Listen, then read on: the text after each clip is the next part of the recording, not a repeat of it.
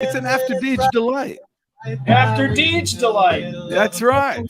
When everything's a little clearer in the light of day,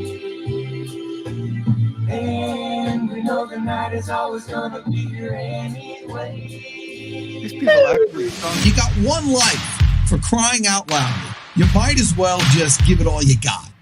The Deej, Dan Jourdan. Your daily dose of reality. Your daily dose of the Deej. I can't believe I'm saying this, but I need my daily dose of the Deej. I make the news. I don't watch the news. I'm a leader. The Sales Energizer, Dan Jourdan. Listen, don't worry how to sell, baby.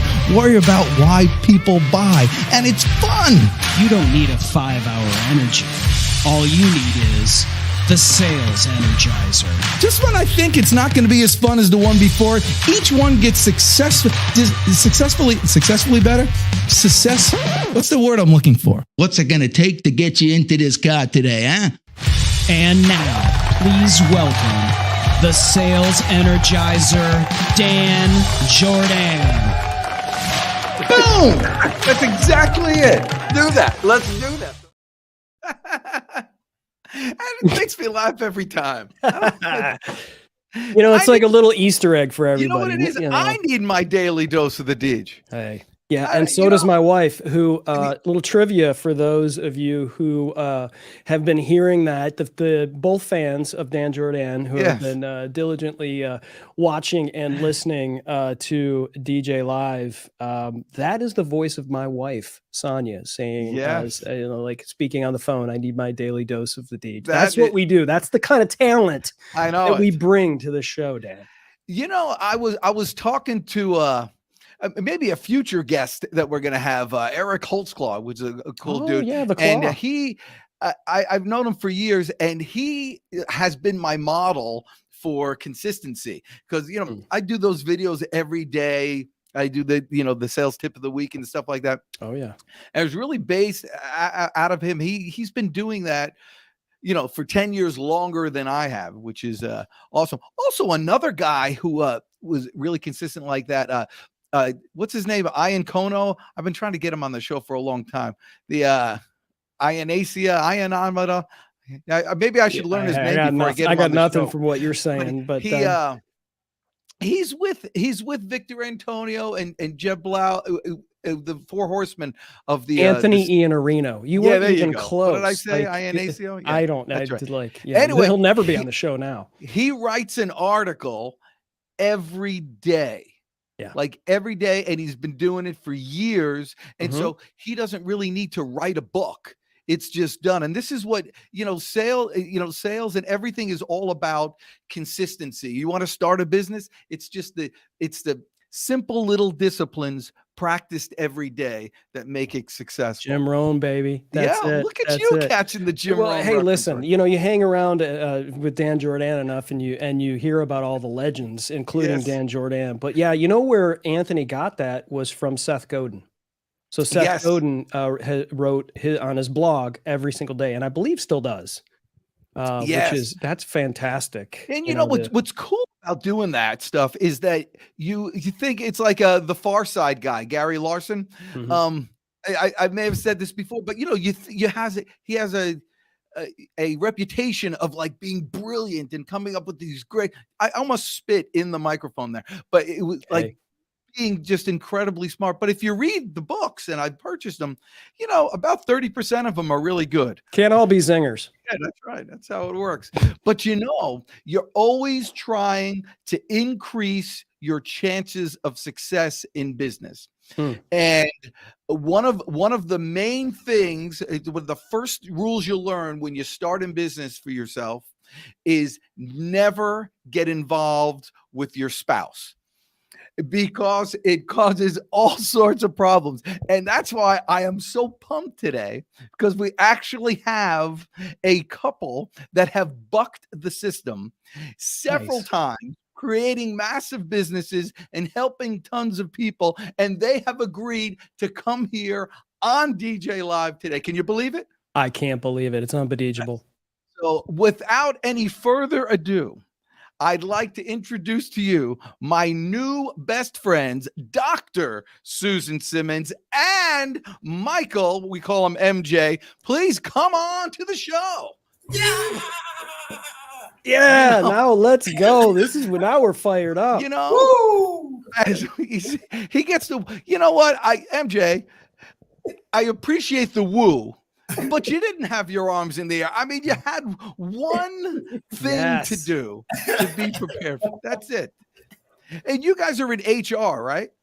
Yes. Well, so that's the thing with HR. I want to ask you this, from the layman's point of view, which I would consider myself being, we think the job of HR is to do one thing, is to hire the right person, right? And so it's all you have to do. And so I'm thinking, if I say HR, all you have to do, if you have a no-win situation in HR, like if you hire the right person, well, hell, that's what you're supposed to do. Don't get so excited. But if you hire the wrong person, you say you had one job and you can't even do that right. So how do you do it? So how Dr. Susan Simmons, by the way, doctor of what? Pediatrician? In humanitarianism. Yes. I'm sorry, I talked over you. Say it again. No, it's a doctorate in humanitarianism. Of humanitarian? Humanitarianism. Humanitarianism? The heck is that? I'm not gonna lie. That kind of sounds made up. That's how dumb we are. I'm sorry. That sounds awesome. Humanitarianism. I pretty much it's for the philanthropic work that I've done within the community. So when you see celebrities getting these doctorates based upon the work that they've done, we've donated millions and millions of dollars. I'm just kidding. So it's for the work that have been done in the community with the youth, with adults, with helping individuals thrive in their lives, where they wouldn't typically get that help. It's just putting forth effort with individuals that are in underserved communities, that are underprivileged. And so just providing them with that support and services within our community.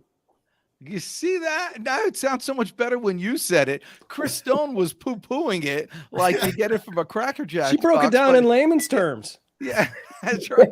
Layman's. Well, so MJ, how did you two meet? Or did you start this business afterwards, or did you meet during the process? I'm going to answer that question chronologically. All right. So legend has it that we don't know where we met. Oh, that is a legend. Yes. So one day, in my former life, when I was young and beautiful, I was a professional comedian. And one day coming off the road, I went through my two-way pager. If either of you are old enough to remember those. Oh yeah. In my two-way pager was a telephone number and a name. The name was Susan, and the telephone number was bleep that out. I didn't recognize the name or the telephone number. I called the number. She said, "No, I don't recognize your voice or your name." And I said, "We have to meet so that we can, put this to bed." So we met here at Applebee's, local. Can we say that? Can we say that? You can say the that? show is brought to you by Applebee's all of a sudden. Yeah. Yeah. So we met at a local restaurant. Applebee's is fine. And so when we met, we had no idea of who each other was. So long story short, about a month later, we reconnected, and we've been together ever since. And that was in 2001. We became committed in 2002. We started the Lifecycle Network. We both were in corporate at the time. After I left being a comedian, I quit because I met her and I married her. And devoted my life to her. I was her first philanthropic exercise. So after we met and we became a couple, we married in 2003. 2006, we sat at our dining room table and came up with the Lifecycle Network. And our tagline is providing the people who care for the people you serve. Dang, You know, Chris, I hate meeting people that are so much better than me. No, it'll make you better, Dan. That's how it works, man. So that's wonderful. So now is the life cycle, this is your philanthropic thing. So this is what you do to give back. But how, certainly you still have to eat and pay the bills. How does it create income for you? Well, just to make sure that we're on the same page, we have another organization where we give back, which is Americans Thrive. So that's a separate company that we weren't talking about today, but that is one where we help those individuals that are underserved and in underprivileged areas. Oh, okay, and win doctorate degrees. Yes. Yeah. Okay. So to add to that, so you can tie it all together, the Lifecycle Network, the parent company, is a staffing agency, and my wife has 18 plus years in the HR offices, and I was always in there because I'm a bad guy. And she moved from corporate HR to us beginning the Lifecycle Network, which is our own staffing agency. And from there, under that umbrella, we've been able to build the conglomeration of companies that we own, which includes Lifecycle Network, LCN Logistics, Americans Thrive, and what is the other one? What am I missing, Susan? S3 Solutions. S3 Solutions and M4 Motivations. So we've been able to pay the bills with a little bit of income from all. Look at that. Yeah. Multiple streams of income, that's baby. wonderful. That's the way it is now. So I'm intrigued with the staffing industry right now because of all the there's hirings and firings. Is there a particular, two things I want to know for our listeners. One, because we have a lot of entrepreneurs that want to get started and salespeople and get started. So each one of these have been startup companies. How do you go ahead and get your first few clients? Yes, so pretty much it's the relationships that were cultivated throughout my career. So that's where we started with companies that we have been working for and seeing where they actually need more help. Most of the organizations, they pretty much have what we call a preferred vendor list. And it's about getting on that preferred vendor list to actually do business with those clients. They could be major corporations, small startups. Each company has a process when they're looking to ramp up as it pertains to hiring new individuals. They typically have a preferred vendor list, and we would get on. That's how it started. We would get on those lists and begin the recruitment process with those organizations. Well, I mean, that's great. I mean, it's a quick way to get started because you have a need and you fill the need. Is there any particular area that you're stronger in than others? As far as, I mean, some people are good at hiring salespeople. Yes. And so when I started in sales within the healthcare industry with major pharmaceutical companies. And so healthcare is the niche for the Lifecycle Network. However, we don't limit ourselves when it comes to helping companies fulfill their talent gap. So if you think about any organization, the functional areas are pretty much the same. So you can go to an IT company and they would have that sales functionality. You can go to a healthcare company and they would have that same sales functionality. So when you learn the actual process of recruitment, you can apply that in all industries. But my niche per se is healthcare. I just enjoy. I think it goes along like nurses or medical assistants or what? I like the sales side. I like the C-level type positions that I recruit for. So it could be an executive of regulatory affairs, an executive of sales, an executive of legal. So for hospitals, but you say healthcare for hospitals, clinics, private practitioners.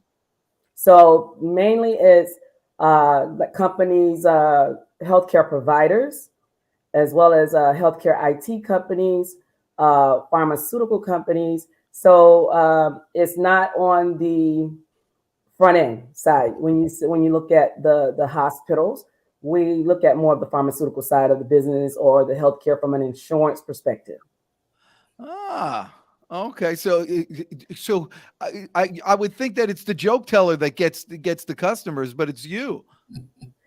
So I cultivate them. Oh yeah. Now we found the sales department. Okay. So here's the sales. Once the business is onboarded, I actually am in analytics and logistical management. So I cultivate and help those who are being onboarded to further their expertise and their positioning in within the organizations they're trying to get involved in. And she's being modest. She also is head of the HR for our other companies as well. So she helps me to place entrepreneurs as well as startups, as well as transportation and logistics analytics. She is a jack of all, queens of spades. Oh, look That's at the that. whole deck right there. You know what? You know what else I noticed here on their website? She's also known as the queen of networking. Yes. The queen of networking, Dan. Yeah, well, I know. Believe me, you're going to get a call after the show. I got stuff to do. But obviously you have a heart to serve with these other things. So when you're saying these other jobs, logistics and things like that, logistics for me, from Fair Lawn, New Jersey, it sounds like a trucking company. Most people think that. Okay. So in this scenario, Chris is your logistical guy.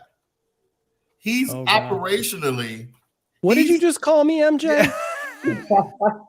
It was nothing that your little sister has never called you. Logistics. Are you some kind of joker? I used to be. I'm retired. That's right.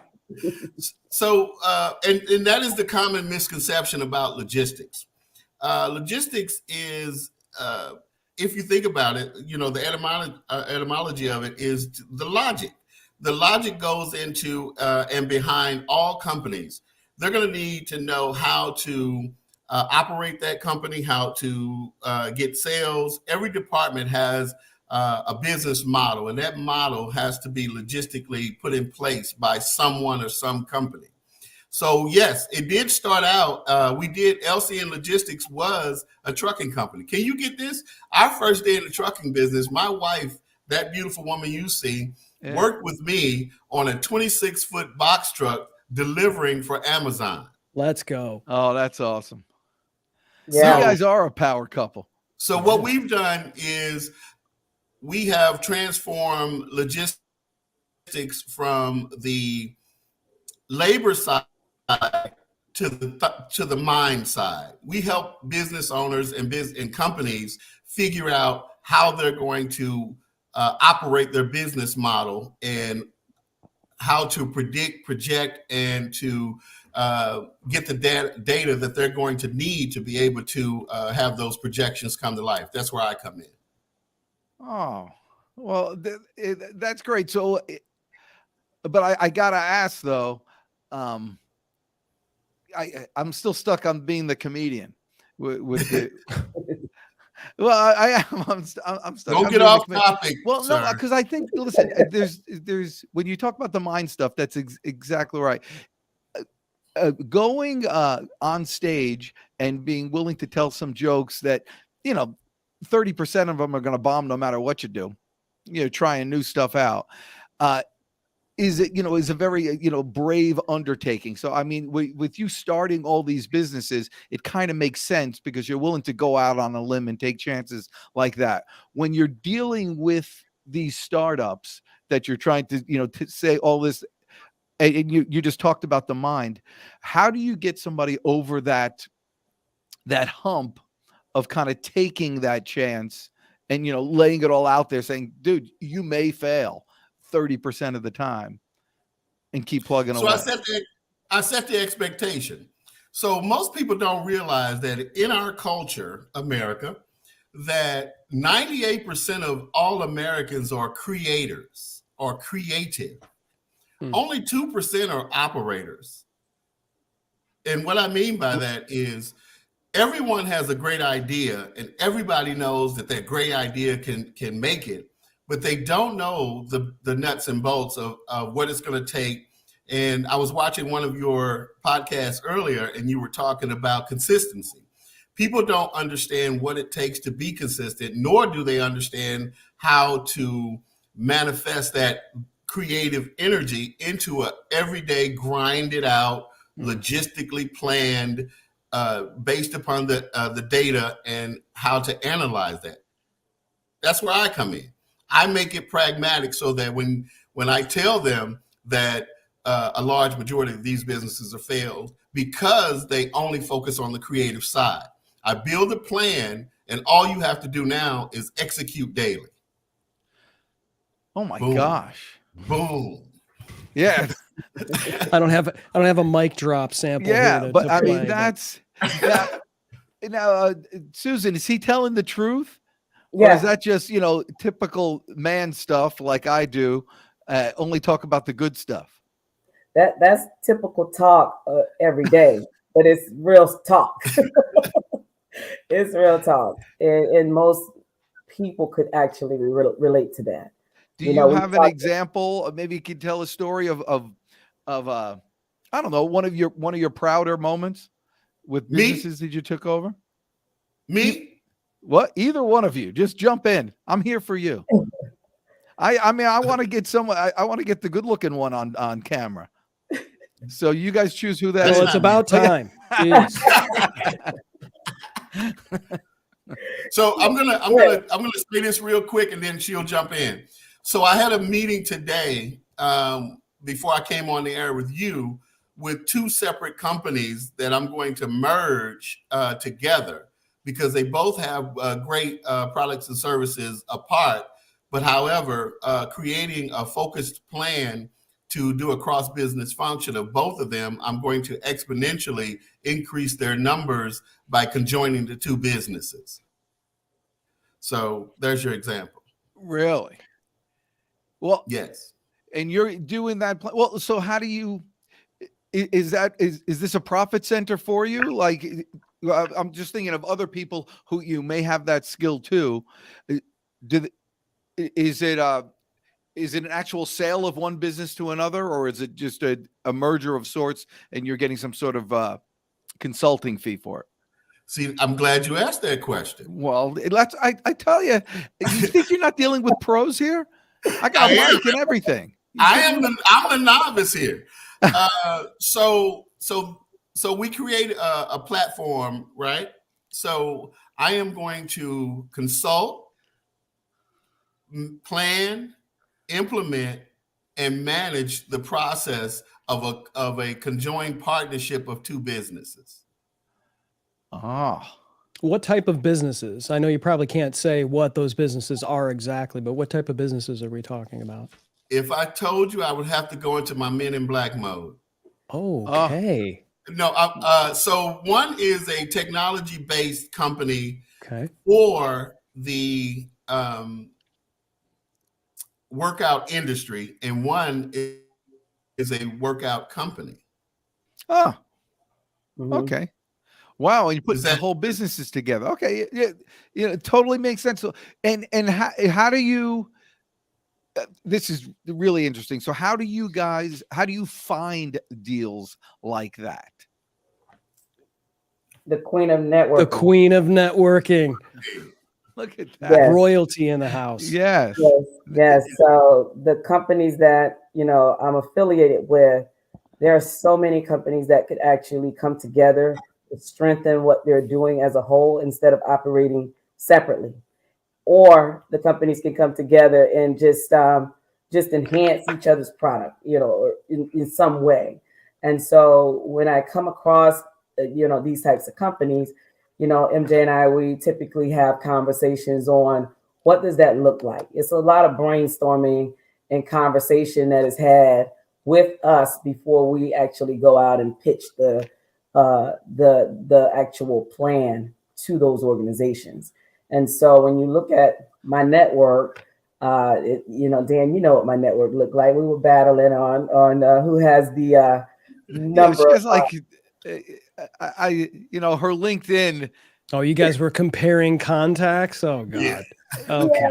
Yeah, I was up a little bit over him. He got about 5,000-6,000 to catch up. But not only that I have the connections via the social platform, I actually get out and make those personal interaction connections with individuals that are authentic and to understand specifically what individuals are doing.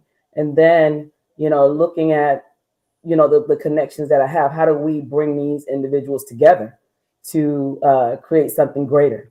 So it could be in any industry or any individual. And my mind instantly goes into that mode when I connect with individuals. Really? So who would be a good person for me to, just any business owner? Like I should hook you up with any business owner. Absolutely. Once in a while I do some business brokerage and go through mergers in some sort of acquisitions. And when the new person comes in, they're very, very involved with, just the operations of taking over, and they really can't get out and meet new people and, meet good prospects like that. But I have one right now in that position. Is there any particular size of company that's more comfortable for you than other? We've dealt with small businesses as small as 2 individuals, me and MJ, all the way up to major pharmaceutical companies with over 200,000 employees. So it doesn't matter the size of the company. When you look at HR, there's always going to be a need for staff for to fill that talent gap, no matter where they are in the process. Can you work with manufacturing facilities? Do you help with? Yeah. Oh, well, you got all excited when I said that. Yeah. I've never seen somebody jump when you said the word manufacturing before. So do you do staffing as well as recruiting? Yes, we do staffing as well as HR management. So some of these companies, they may be big in name and, but they actually all have a broken system. And so that's where LCN Logistics come into place, where we can look at your overall business to see and identify where where that breakdown comes into play.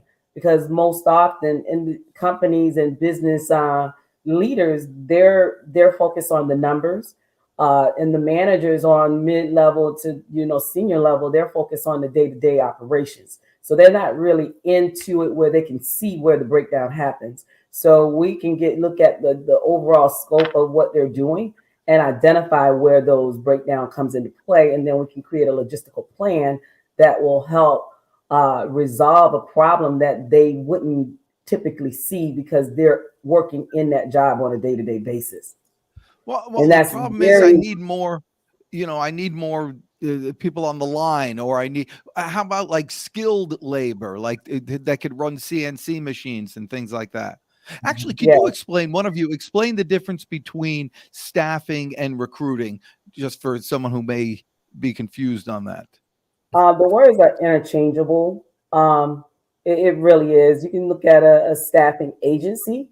Whereas, do you do temp to perm type of things? Or yes, we do temp to perm. So a staffing agency is more temp to perm, contract labor. Recruiting, you would look at it mostly from the internal perspective. So you would have a recruiting department within an organization. And so it's not really a huge difference. The words are really interchangeable depending on who you're talking to. Okay. Well, then what do you do when you have to fire somebody? And you don't want to get sued. Oh, there's another one that gets them all excited. Manufacturing and firing. This is it. To avoid litigation, it starts with documentation. And it is so critical for companies to document everything that goes on when it comes to their employees, whether it's the good, the bad, the ugly. So it's really all about whatever. And if an employee is an excellent employee, we, document that. We share that feedback with our employees. And if there's something that is not going pretty well as far as their performance, we actually monitor that as well. One of the systems that we have in place is interaction. Oh, boom. There we go. There you go. Yeah, right there. Interaction is actually it's just interaction. You don't have to say interaction. They just put the HR in there. A hardcore punk band out of Detroit, but yeah, there's an SEO situation happening there. But yeah, interaction. Yeah, so interaction is an awesome tool that we actually use to help avoid litigation. When you're looking at how do you ensure that the objectives that you set for your employees and that they're actually completing those objectives, in a professional, timely manner, and able to capture that information. It's that tool that will stand up in court versus a piece of paper or just the mind trying to remember what happened over the course of a year or course of some time frame where you're looking to let someone go.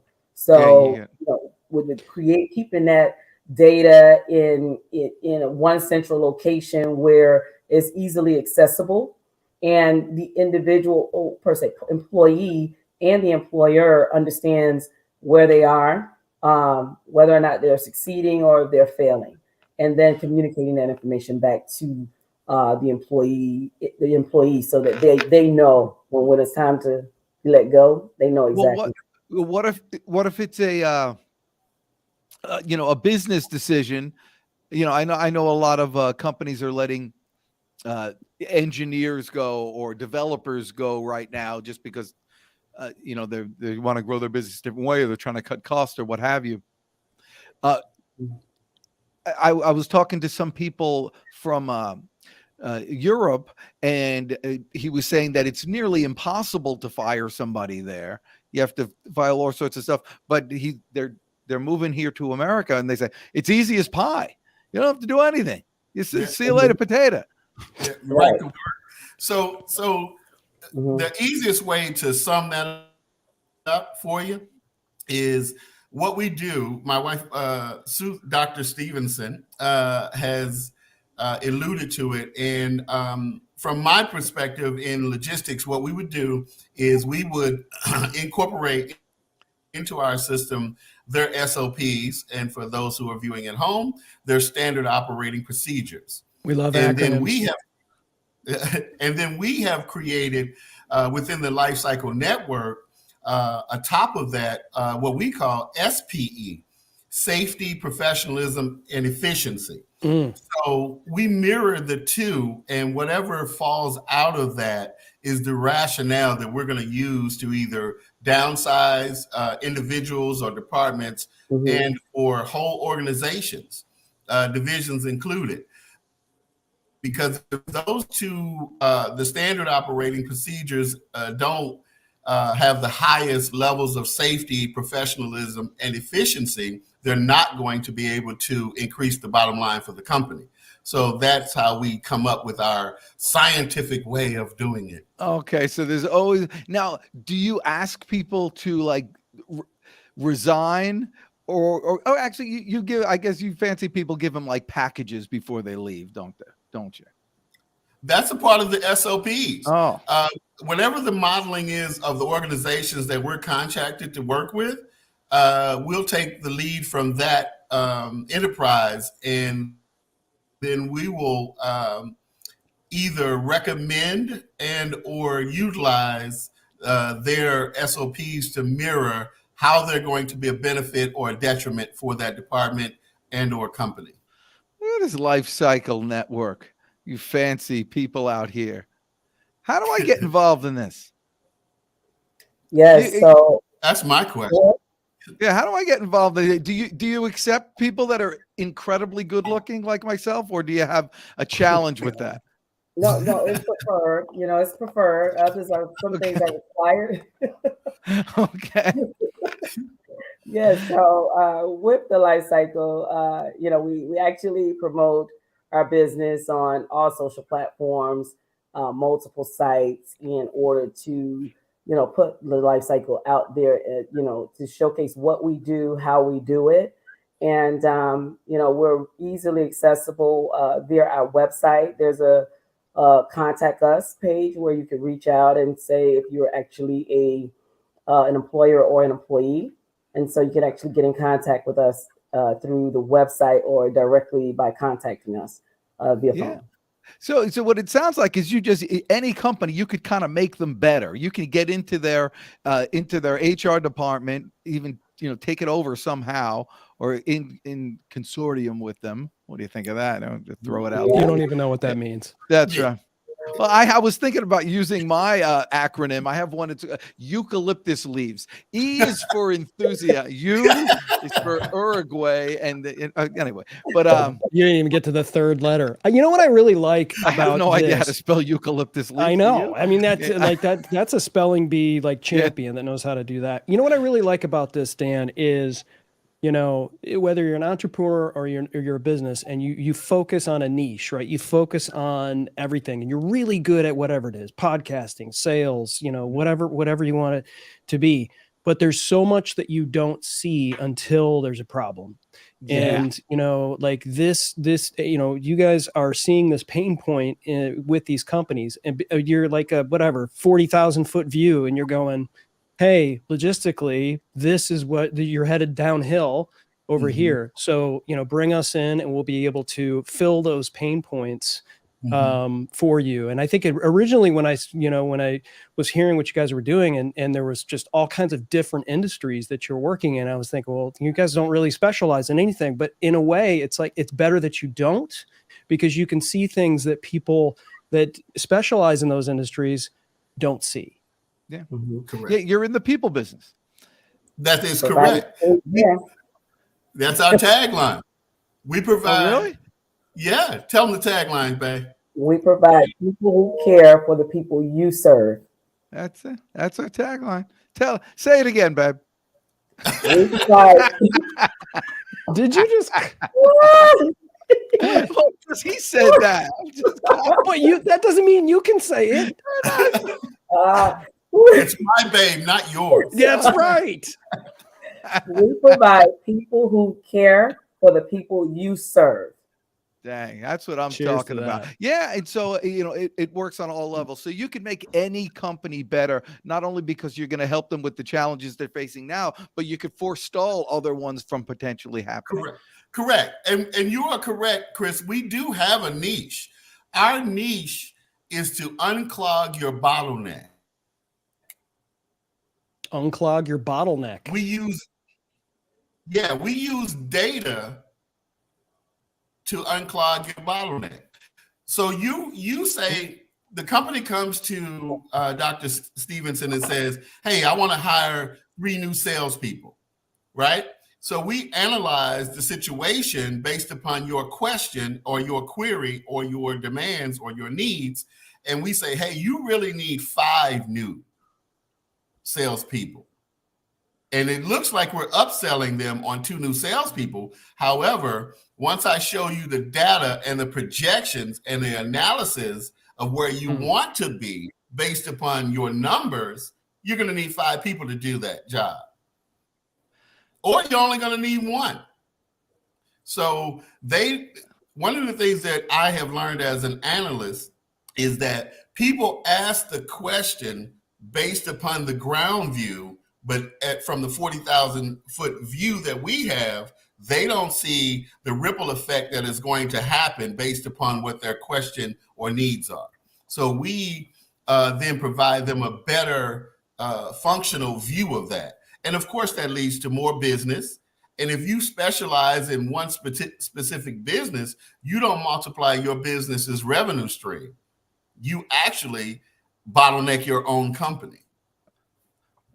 That's right. Well, so what do you do? What do you do when you're dealing with startups now, and you're helping them out with all their things, and it's time for them to hire a salesperson or 2 or 3 or whatever? but they have no process to help that salesperson or train that salesperson to do, to succeed. And, for someone hiring their first salesperson, they can't screw that one up. Well, if I may, Susan, Go ahead. we create the SOP. So you don't have a standard operating procedure in place. The Lifecycle Network creates your standard operating procedure so that you can train your new salesperson or three in how to be able to sell your product, what they're going to be able to do. You're also going to need a business development person, because that salesperson is only going to be able to sell what the business development person brings in. So we have identified more than the need that you believe you have. We've helped you to understand that you actually have a bigger need. And that's that 98% of the creative people that you're talking about. They know that they have a bestseller, but they don't know how to get it to market. And that's where we come in. Got it. Do you help with marketing? Or do you have connections with people doing, marketing, both, digital and regular? Oh, look. Yeah, well-oiled business right here. Outsource it, but wait, let's all point to her. Hold on. Yes. Yeah. Based upon my network, we actually have resources that we tap into. We do a lot of things, but we don't specialize in everything. And so when we get to certain points in our process or stages in our process, we definitely outsource a great deal of, those specialized areas. Dan, what you showed me on the whiteboard, you are the marketing guru. So you're in my catalog. Did you hear that? I mean, what the? Dr. Susan, you got you only get one of those per show. You can't inflate this man's ego that much. MJ, tell him to say that again. One more time, man. He's the what? Dan Jourdan, you are the marketing guru. Wow. You work with other people to assist in the areas that you're not expertise in, and absolutely to help them grow. And then what does that do? Excuse me? What does that do? That creates another revenue stream for our business and yours. All right. So you might be the networking king. Crown Prince of Bel Air. Do you guys ever have like live events?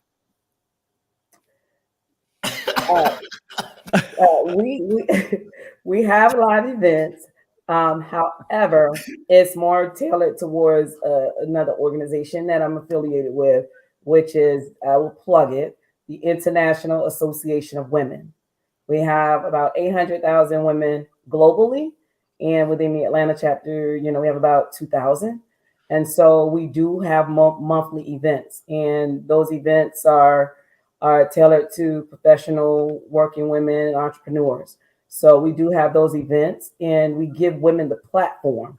And I wouldn't say just women. We give business owners and working professionals the platform to share information or ideas about what they're doing in order to grow their business and take their businesses to the next level.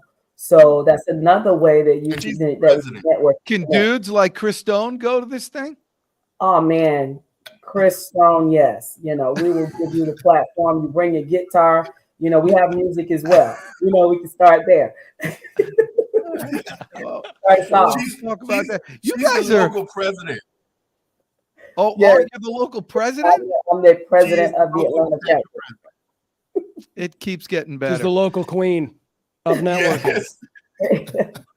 It keeps getting better. You guys are the cutest couple ever. I mean, this is just great. Well, and I wanted to go here, but you guys are so how, being someone that's been married, Dan and myself for years, and I have a wife that wants 0.0 to do with what I do. but is supportive of me. And we've always said, you know, and there's times where I'm helping her with what she does and she's helping me with what, and like, it's not peanut butter and chocolate. It is like, you know, celery and, you know, gravy. Yeah. Something. Right. So how do you guys keep it together, in terms of, you know, sort of, is it a siloed thing where it's like relationship and business? Do you guys, is it part of your DNA? Like how do you as a couple, sort of, you know, what's that journey look like for you two? The journey, it was just like anything else. It was a work in progress, you know, understanding where our strengths lie and really operating in our lane. For me, it was a challenge because I was on 285 and switching 4 lanes. So I was in his lane, all of the lanes. And where I found to be more productive is my area of expertise. And it was within human resources and dealing with the people and ensuring that they had what they need in order to be successful in their roles. And when I, you know, moved into MJ's lane, you know, there was clashing and crashing. He honked on the horn. Yeah, I would say, it was more of a hard lay on the horn. You know, he just laid on. And so laid on the horn. So after, you know, going through that process, and I think a lot of people will go through that, whether you're married or not, but just understanding that our end game and our end goal was to be the same. And with that in mind, I really had to take a step back and play my position, and vice versa. You know, I can't say vice versa because he always stayed in his lane.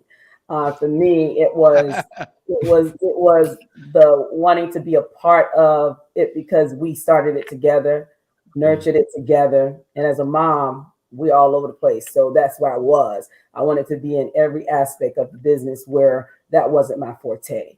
And so when I learned that, it became much more easier for us to coexist as business owners, which resulted in not filtering the business side into the personal life.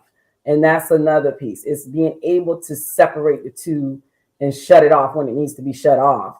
And that's what we've learned, you know, working together. So that's why we were able to not only look at one company, but multiple companies, because once you learn that, it's something that you can carry over into the next business venture or anything that we aspire to do. And so, you know, that's my take on it. So yeah.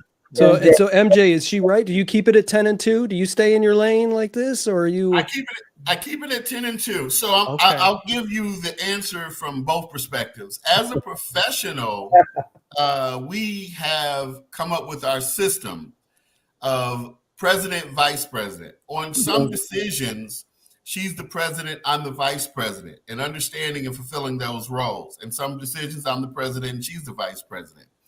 On the personal side, she's my best friend and my wife. So that supersedes any of the business things that we're going through.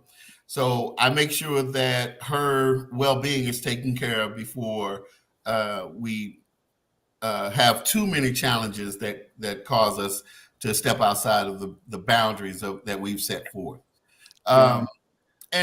And guys, you have to remember, we literally, on the personal side, I've been with this woman since 2001.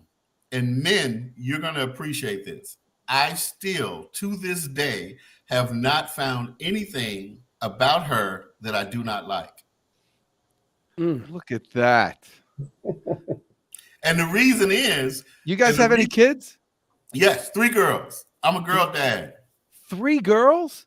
3 girls. Let me ask you a question. When was the last time you were right about anything? It was the summer of 1974. It was a beautiful day. It was raining and sunshine. Are you in the same house right now? Yeah. Yes. He's in the man cave and I'm in my office upstairs. Oh, look at that. What do you got in that fridge in the back? Heineken, Oh, you like those green bottles? Okay. Yeah. I like the green bottles. So one of the things that that has allowed, and thank you for alluding to that, Dan. She has allowed me to have an enormous space to regenerate.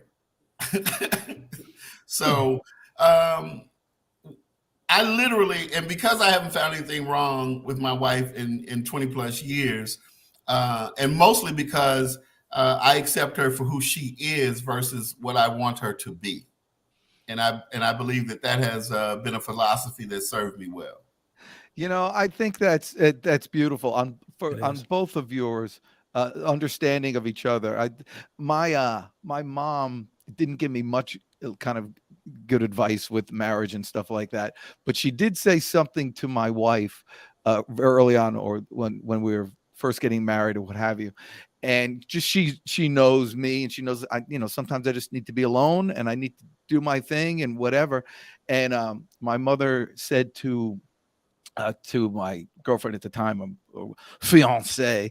People love saying fiance. That's a bunch of garbage with it. It's my girl. Anyway, so she said, let him cook. Just let him cook. Sometimes he just needs to be alone and make a mess in the kitchen. Let him cook. And to her credit, she's done that. It was just leave me alone. And that's what you're doing, men kind of need that stuff. Now, that type of counseling that you're doing for couples or anybody who's an entrepreneur like that, is that part of your service too? I find, everything in a small business, everything kind of meshes together. And you wind up doing a lot more personal counseling than business coaching at certain times. Do you find that to be the case? Yes. Yeah. Come to Jesus meetings. Sorry for everybody who does it.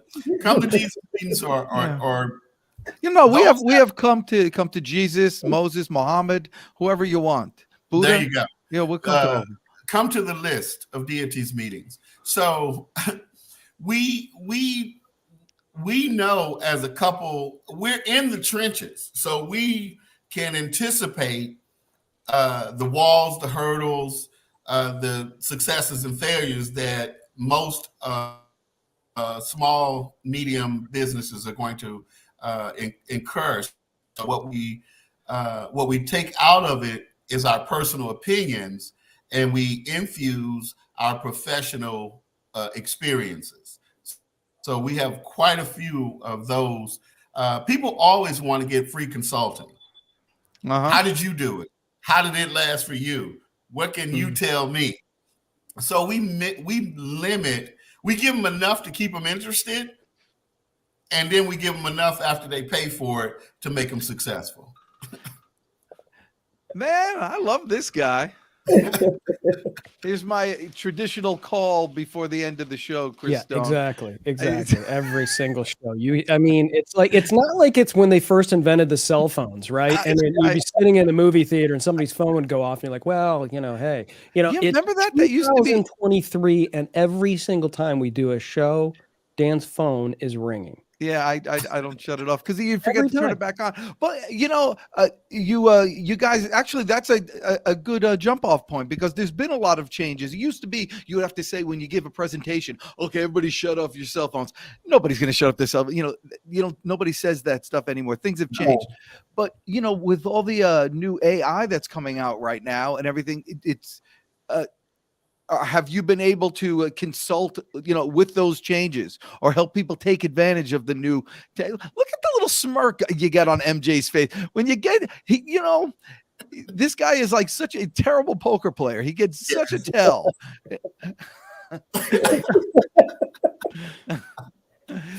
So talk to me. How are you handling that with companies that are, stressing over never being able to catch up to the new technology? You want to take this? I'll start, you finish. So I literally consume terabytes of information daily, and my wife will attest to that. And I just finished a book called. So one of the biggest hurdles that I go through when I deal with business owners and companies is their fear of new technology, their fear of artificial intelligence, and their fear of the unknown. There will always be a need for human interaction with other humans. There will never be a time where we evolve into a situation where artificial intelligence rules us. And most of that is because humans are unpredictable to themselves, let alone to the general public. One human could walk through a mall, walk past the same store 25 times and then go in. And AI would predict that they would go into that store, but they don't know when that human would go into that store, metaphorically speaking, of course. So yeah, what we do is we find out, based upon that company's SOPs and our SPEs, where AI would fit in, if it would fit in, how it would through our analysis be used for, or we'll just basically tell them, hey, it's time for you to find a new industry. So okay, well, no, that's perfect. Well, we're Susan, we're coming up, or Doctor, we're coming up on towards the end. If you had, for a small business getting started, getting out there in this environment, if you had to give them one piece of advice in terms of their employees, what would you say? Treat your employees very fair, very fair. Right now, it's a tough time for all industries, no matter where you are. It's a global issue that we're faced with when it comes to finding top talent that wants to work for your specific organization. Right now, individuals are interviewing employers to ensure that they're getting what they want versus what you're offering them. So the demands have really changed. It's the demands of what the employees are looking for versus what the employers are looking for. And so we say, create an environment that is inclusive, where individuals will feel valued and will want to work for a company like yours. Well, that is awesome. Chris Stone, can you believe how quickly this hour went? This is amazing. Boy, these are amazing people. How did you bring this? Like best guest ever, Dan. How did you do this? How did you secure these two?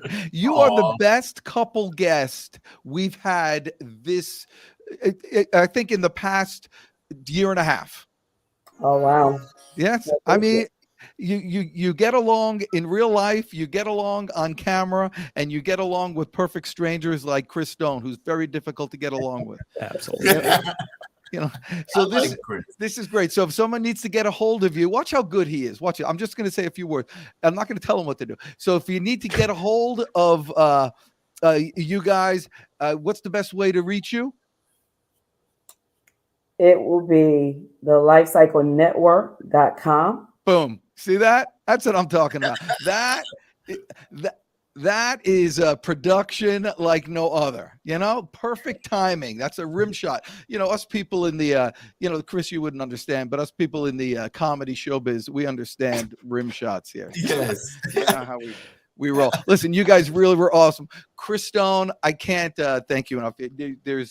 Well, don't forget about this. Look forward to this all week. Pull up your pager and give them a call. And call this one.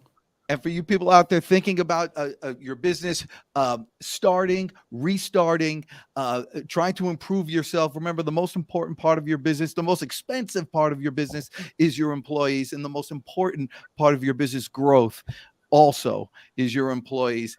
You don't want to get that part wrong, and you want to work with the experts. Thank you guys so much for coming on today. Chris, once again, and stick around after the outro. Thanks so much. We'll see you guys. Go get them today. Go get them.